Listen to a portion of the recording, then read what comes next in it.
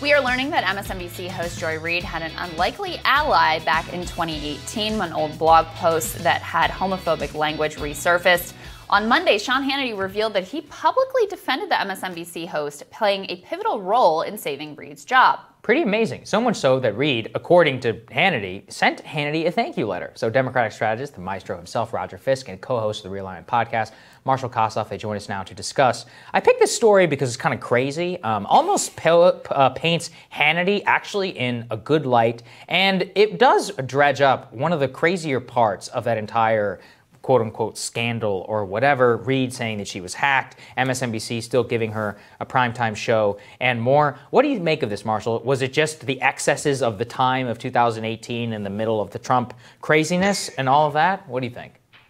Yeah, I mean, and I don't mean this cynically, at a certain point, media is kind of a company town type situation where everyone to a certain degree has to have everyone's back, because I'm sure Sean Hannity Sean Hannity's going to have a moment where he would probably appreciate support from other people too. So I think that's part of it. But also, I think the part that was crazy and you highlighted it was just the hacking point. I think that was the part that really escalated this beyond just, hey, it was 2006.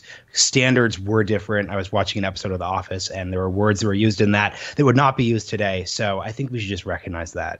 Yeah, I agree. The hacking was the really strange part, because I'm a person who believes in like evolution and forgiveness and redemption and people really learning and growing and all of that. But Roger, I like Marshall's point though about the company town, because I think to me that's what this incident really reveals is like as combative and as like total partisan ideological opponents as a lot of these folks appear off screen or on screen. Behind the scenes, they see themselves as like part of the same sort of clique, and at times even have each other's backs in this type of way. It's interesting, right? First off, good morning, and thanks so much for having me, and it's wonderful to be here with Marshall. Once you kind of share this, any industry really, I mean, you never know where your next kind of coalition may come from, right? So it's smart not to let things get totally personal, but life is weird. When I first, heard of this, I was like, if you turn around and Sean Hannity is the one defending you, you've probably made some odd decisions at some point in your life. But then again, I've spent the last couple months defending a Cheney, right? So you never know how things are going to turn out. But yeah, I think that they kind of share, you never know when ownership is switched and shows get realigned. All of a sudden you could be turning and one of you guys could be looking at someone else, that could be a potential, partner in something. And it would be best that you, had been cool with them. And then last, the thing about the letter is odd to me. There's an old Boston thing, which is don't write when you can talk, don't talk when you can nod, and don't nod when you can wink. Correct. So the idea that there's a letter floating around, right, is a little bit odd. I would have probably put that in the bucket of making a phone call. But yeah, I mean, it does speak to the insular nature of the media industry. Release like the letter. I like that saying. I never heard that before. Saying. Marshall, let me ask you that. There's two ways of what you said, which is that you can look at it as like a cabal of everybody, kabuki theater, or it's just like normal. Is it somewhere in between? What do you think? No, I think this is one of those few cases where. And now, once again, this is weird because Sean Hannity talked about it, and the whole point of this being a good deed is that you wouldn't talk about it and you wouldn't signal it. So now it's in this. Yeah, so now there's an even more meta level that we can look at this from. Yeah. But let's just pretend this is pre-Santorum interview.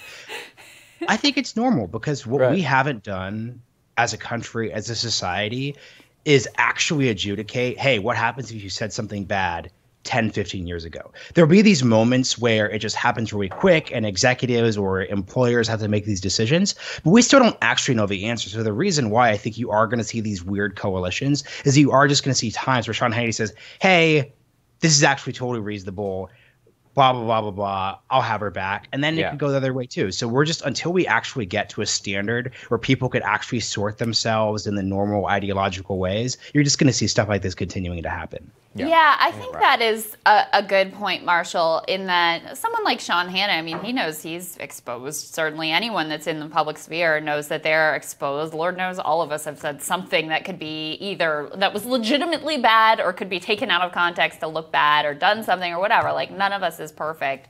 So what do you think about, Roger, that path of forgiveness that seems to be lacking in American society? Because one of the things that really drives me crazy is like, somebody's old blog post or whatever will be dredged up, and they'll be made to apologize, or they'll want to apologize. But then it doesn't go away. Every time that person pops back up into the news, we go through another round of like, oh, but remember they said that bad thing. And it just iterates another cycle of having to deal with it once again. What do you think that pattern in a healthy society might look like?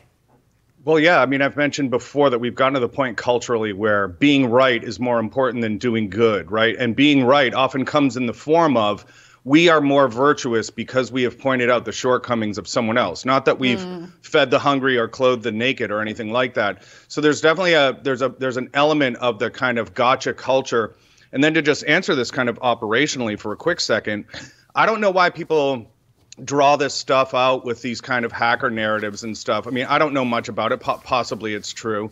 But it's not true. It's not. Yeah, and you're right. So, and which is kind of my point, right? Which is, why not you just, Stephanopoulos' old rule was tell it all and tell it quick, because as I've said here on the show before about any number of other dynamics, something else will come along and you can move forward knowing that you told the truth, right? It's when you set in motion this constant kind of mopping up and doling out 10 and 15% of the truth just because your back's against the wall that people really get in trouble.